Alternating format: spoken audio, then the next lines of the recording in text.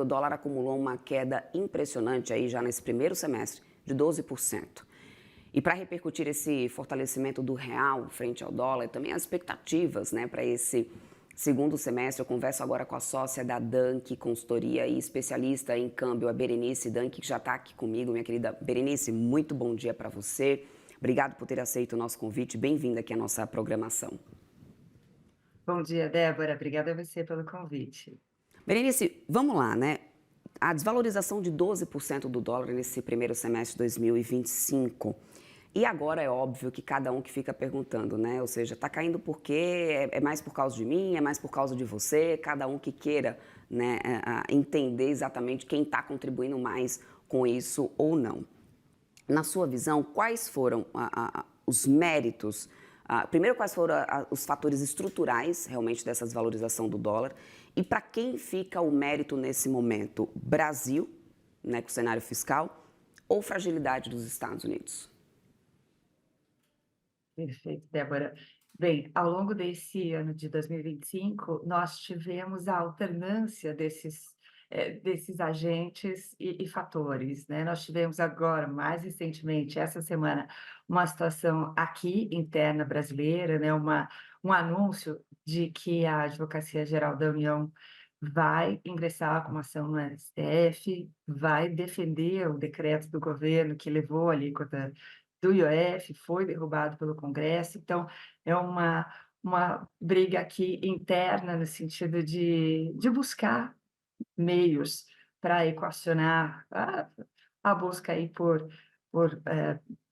gastos públicos, né, que possam trazer uma situação, que, como o Haddad disse, né, possa fazer justiça social, mas há uma preocupação muito forte do mercado em relação a todos esses gastos, ao equilíbrio das contas do governo, e aí fica esse embate, e o mercado realmente sempre muito desconfortável com essa situação. E quando a gente olha em perspectiva, né, desde o final de 2024 para cá, em vários momentos, essas tentativas do governo de aumentar ainda mais o gasto público, incomodaram e trouxeram altas da taxa de câmbio, inclusive quando passa de R$ 6 por dólar no final de 24. Né? Agora estamos trabalhando com patamares que estão chegando na casa dos 5,50 ou até menores do que esses, e daí sim a gente, se é que podemos falar assim, né, tem um mérito que é muito mais ligado ao contexto externo, mais especificamente todo esse movimento que Donald Trump tem feito em relação às tarifas, o protecionismo da economia por lá, que vem de forma sucessiva enfraquecendo o dólar. Você recentemente também fez várias reportagens mostrando essa trajetória e todas as ações que, de fato, estão enfraquecendo o dólar, não só em relação ao real, mas em relação a várias moedas pelo mundo, né, as moedas europeias Uhum, também. uhum. E, e isso é realmente, aqui para o nosso contexto local, né, faz com que a gente tenha um real mais forte, um nível que ainda, a princípio, pelo que eu tenho acompanhado e conversado com muitos exportadores, é, ainda é bastante atrativo, né, e continua fazendo com que a exportação brasileira, de fato, se desenvolva e siga crescendo, Uhum. mas que para o contexto americano também ajuda que eles possam também do lado, né, tendo um dólar mais fraco, também incentivar suas exportações. Uhum. Agora, Berenice, o governo brasileiro tem atribuído essa queda do dólar justamente a uma melhora da confiança e ao compromisso fiscal, né? Excluindo o cenário externo dessa situação. Na sua visão, esse cenário fiscal, esse compromisso fiscal do governo, eles trazem fundamentos realmente que sustentam o câmbio na tua visão? Ou, na verdade, isso pode até reverter esse cenário de tendência de valorização do real? Olha, por enquanto, Débora, a gente continua ainda com um contexto bastante frágil aqui no mercado doméstico.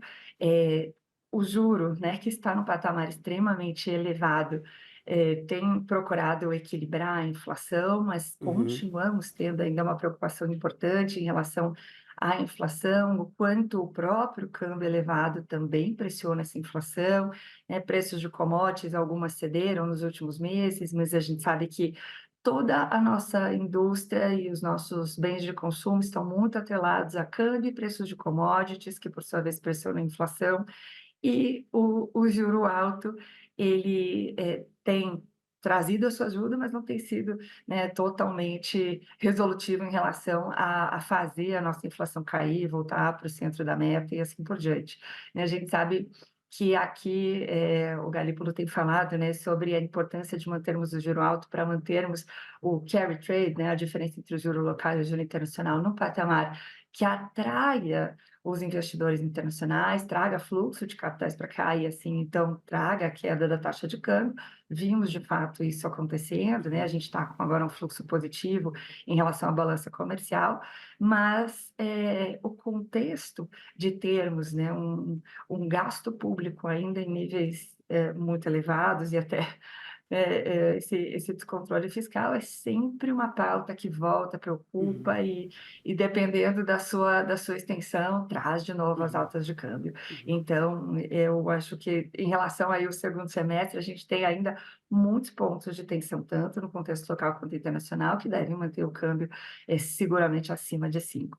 Né, e quando a Uhum, gente olha, por exemplo, para as expectativas dos economistas no Copom, a gente tem projeções na casa de 5,80, R$ 5,90 por dólar. uhum.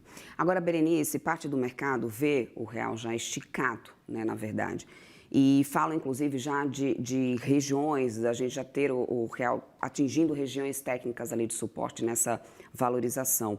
Há espaço, na tua visão, para que a valorização continue nesse segundo semestre, ou realmente essa tendência de correção, como você falou, nesse patamar de 5,50, pode ser o mais sensato a se esperar nesse momento agora no segundo semestre? Olha, eu acredito que a gente precisaria ter bem mais fluxo entrando, bem mais confiança, né, dos investidores, dos participantes do mercado de câmbio, para a gente ver esse dólar voltando mais para casa de 5. E a gente sabe que a taxa de câmbio tem, por um lado, uma influência forte de fluxo, esse fluxo tem vindo, tem sido favorável, principalmente na exportação, né, que segue com uma pauta agora para o segundo semestre envolvendo exportações de açúcar e algodão, que o Brasil é um importante participante, né, do mercado internacional, mas do ponto de vista financeiro, a gente tem um juro alto que está buscando atrair esse fluxo, porém ele ainda é um pouco tímido, justamente porque o investidor, em muitos momentos, fica com medo da questão política e econômica, né, do risco Brasil que enfrenta por aqui. Em termos de indicadores, esse risco Brasil, muito olhado e medido pelo mercado financeiro em termos do CDS brasileiro, não está nos patamares mais altos, né? Estamos em cerca de 250 pontos ali no prêmio do CDS de 10 anos, mas é um nível que, enfim, ainda inspira cuidados, né? É um Uhum, contexto que ainda não dá segurança para a gente acreditar assim, que o dólar possa, de fato, a taxa de câmbio aqui local brasileira possa voltar a cair de forma importante. uhum. A gente fala, né, Berenice, sempre que um câmbio mais baixo é algo sempre esperado, mas existe uma balança comercial aí a ser equilibrada e existe alguns níveis que passam a ser desinteressantes, dada a situação de que a gente também tem empresas que movem muito a nossa economia, que são exportadoras, né, as nossas exportações mexem muito também com essa engrenagem da nossa economia. E esse dólar mais fraco, ele afeta de que maneira a balança comercial na sua visão? Assim, a gente já atingiu o patamar saudável para essa valorização do real em termos de não impactar tanto assim essa balança comercial no momento, né? Ou seja, as nossas exportadoras no momento? Esse é um excelente ponto. Eu tenho falado com algumas exportadoras que têm um nível psicológico, né, de 5 Uhum, reais por dólar como sendo um nível em que ainda seria interessante seguir exportando e, enfim, trazendo esses dólares para cá e um mercado doméstico que em muitos momentos absorve essas exportações, mas que ainda tem, né, os seus sinais de fraqueza, embora muitos números da economia mostrem que a gente está em níveis bastante baixos, de desemprego enfim, uma boa capacidade de geração de renda. O juro ainda é caro, o mercado local também ainda tem vários indicadores que mostram, né, que não está assim tão aquecido. E tem mais um ponto interessante que muitos exportadores têm o hábito, né, que é de já ir vendendo esse dólar futuro, fazendo o seu hedge, a sua proteção contra a queda da taxa de câmbio. E quando fazem, vendem o dólar futuro num nível mais elevado do que ele está hoje, né, no dólar à vista. Então, se a gente tem hoje uma à vista na casa de 5,50, 5,40, mas o exportador vende, por exemplo, um dólar para janeiro de 26 ou para prazos até mais longos, em alguns casos, ele chega num nível de câmbio mais alto, né, alguma coisa em torno de 10% ao ano acima do spot. Então isso anima ainda mais quem precisa vender esse dólar, garante uma receita em reais mais forte. E aí, realmente, esse é um caminho que tem ajudado muitas empresas brasileiras a melhorarem a sua previsibilidade, a proteção dos seus resultados, mesmo nesses contextos, né, de muita volatilidade, de variações de câmbio que se aproximam de 1% ao dia, né, quando a gente faz a medida aí dessa variação da taxa de câmbio de real por dólar. Então, Maravilha, esse contexto maravilha. ajuda bastante. Obrigada, Berenice, pelas pontuações, ótimas análises. Conversamos aqui com a consultora especialista em câmbio, Berenice Danck. Sempre bem-vinda por aqui, minha querida. Até uma próxima. Obrigada a você, Débora. Ótimo dia. Até mais.